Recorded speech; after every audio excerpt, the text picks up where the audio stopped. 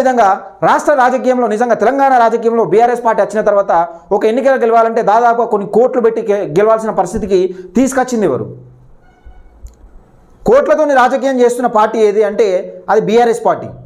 మరి దానికి సంబంధించిన ఆధారాలు ఎందుకు మీరు బయట పెడతలేరు?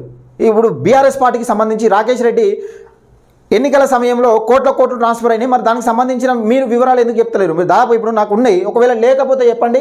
మీ దగ్గర వివరాలు లేవంటే చెప్పండి, నేను పంపించే ప్రయత్నం చేస్తాను, పంపిస్తా కూడా. ఒకసారి ఎలికట్ట శంకర్రావు అనే వ్యక్తి ఏమంటాడు ఈయన ఒకసారి వాయిస్ ఇందాం. అసలు ఈయనకు మల్లాన్ని ఎందుకు బ్లాక్మెయిల్ చేస్తాడు, ఈయనను మల్లాన్ని ఎందుకు బ్లాక్మెయిల్ చేస్తాడు అనేది ఒకసారి వినే ప్రయత్నం చేద్దాం. దయచేసి వినండి. పట్టభద్రుల ఎన్నికల్లో తీర్మార్మల గెలుపుకు నేను సహకరిస్తే మొదటి ప్రాధాన్యత ఓట్లలో లీడ్ తగ్గింది, నా ప్లానింగ్ సరిగ్గా లేదు అని తీర్మార్మలను నన్ను బెదిరించే ప్రయత్నాలు చేస్తున్నాను. ఒక 4-5 రోజులుగా కౌంటింగ్ కంటే 2 రోజుల ముందు నుంచి ఆయన బేరీ చేసుకున్నాడట. నల్గొండలో ఆయనకు లీడ్ తక్కువ వస్తుందని అంచనాలు వచ్చినాయి. ఎట్లా వచ్చింది ఇది అంటే టీఆర్ఎస్ వర్గంలో రాకేష్ రెడ్డి సర్కిల్లో అభిమానులు ఉత్సాహంగా ఉన్నట్ట గెలుస్తున్నామని. అంటే వాళ్ళు గెలుస్తున్నారు కాబట్టి నేను ఓడిపోతున్నా భయం చేత లేనిపోని నేను ఊహించుకొని నా మీద ఒత్తిడి పెంచే ప్రయత్నం చేసి ఆయన టీం సభ్యులు అటు ఎవరు 4-5 వచ్చారు. ఒకసారి 4 వచ్చారు, ఒకసారి 1-2 సార్లు 3 సార్లు ఇంటికి వచ్చారు, కూర్చొని మామూలుగా మాట్లాడారు. తర్వాత నా ఆఫీస్కి వస్తే మాట్లాడారు, బెదిరించే పని చేస్తున్నారు. ఎందుకు ఇట్లా వచ్చింది? అరే కౌంటింగ్ కూడా కాలేదు, ఇంకోటి నేనేమన్నా సహకరించిన వాడినే కానీ ఓటర్లు నా చేతులు లేరు కదా, ఇంకోటి నాతోటి ఏముంటుంది, నేనైతే మనస్ఫూర్తిగా సహకరించిన అంటే లేదు. మల్లన్న కోపం మీద ఉండు, నువ్వు మల్లన్న దగ్గరికి రావాలి, మల్లన్నకి ఏం జరిగిందో చెప్పాలి అని నన్ను బెదిరించే ప్రయత్నాలు చేస్తున్నాను.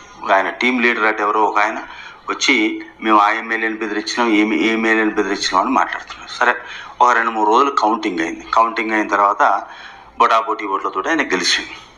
టైట్ పొజిషన్ ఎందుకు వచ్చింది అనేది ఏమాత్రం రాజకీయ పరిజ్ఞానం ఉన్న వాళ్ళకైనా తెలుస్తుంది. దీన్ని ఆసరాగా తీసుకొని నా మీద ఒత్తిడి చేసే ప్రయత్నాలు చేస్తున్నారు. దీంట్లో స్థానిక రాజకీయాలు దాగి ఉన్నాయి, ఇది నాకు తెలుసు.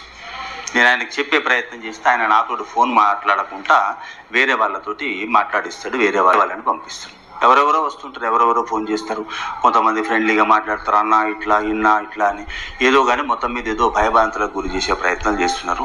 నేను ఆయనకు నిన్న కూడా మాట్లాడే ప్రయత్నం చేస్తే ఆయన ఫోన్ మాట్లాడేందుకు లేదని ఫోన్ కట్ చేసిండు. వాళ్ళ టీం సభ్యులు వస్తున్నారు, 24 గంటల్లో నాకు ఏం జరిగిందో చెప్పాలి, మాకు లీడ్ తక్కువ వచ్చింది, నువ్వెంత నీ లెక్కెంత అని మాట్లాడుతున్నారు. ఇది ఎలికట్ట శంకర్రావు ఏం మాట్లాడుతాండి, ఈయన తీన్మార్ మల్లన్నకు లీడ్ తక్కువ వచ్చిందట. ఎలికట్ట శంకర్రావును తీన్మార్ మల్లన్న టీం సభ్యులు ఎవరెవరు వచ్చారు నన్ను బ్లాక్మెయిల్ చేసే ప్రయత్నం చేస్తూ ఉన్నారు అంటే బుద్ధున్నోనికి ఎవరికైనా ఎలికట్ట శంకర్రావును తీన్మార్ మల్లన్న ఎందుకు బ్లాక్మెయిల్ చేస్తాడు? ఎలికట్ట శంకర్రావు ఎవరికైనా అర్థమవుతుంది తీన్మార్ మల్లన్న దగ్గర ఏమైనా డబ్బులు తీసుకున్నాడా అని ఎవరికైనా అర్థమవుతుంది. ఇది చెప్పక తీన్మార్ మల్లన్న బ్లాక్మెయిల్ చేస్తానని ఒక తమ్లైన్ పెట్టి వీడియో చేస్తూ ఉన్నారు. నడుస్తుంది తీన్మార్ మల్లన్న టీం బ్లాక్మెయిల్ చేస్తూ ఉన్నది, వాడు వీడు అడవులు వాగుడు అవుతా ఉన్నారు. ఇక కోతికి కొబ్బరి చిప్ప దొరికితే ఎట్లా కంకి ఏడ్చి పెడుతుందో అట్లా మొన్నడుస్తుంది వీడియోలు చేస్తూ ఉన్నారు. సరే, తీన్మార్ మల్లన్న టీం దగ్గర డబ్బులు తీసుకోలేదని ఎలికట్ట శంకర్రావు మీకు ఏమైనా చెప్పిండా? లేకపోతే నేను డబ్బులు అసలు లైవ్లో మాట్లాడుతారు కదా మీరే, పెద్ద పోటుగాళ్ళ లెక్క అన్న మేము ఉన్నాం, నీకు ఉన్నాం, మేము అండగా ఉంటాం, అది ఉంటాం ఇది ఉంటామని ఈ కాకరకాయలు తింటున్నాం వీడు మాట్లాడారు కదా మీరు, వాడోడు వీడోడు. ఎలికట్ట శంకర్రావు 40 లక్షల రూపాయలు తీసుకోవాలని మీకు ఎక్కడ చెప్పిండా తీన్మార్ మల్లన్న దగ్గర?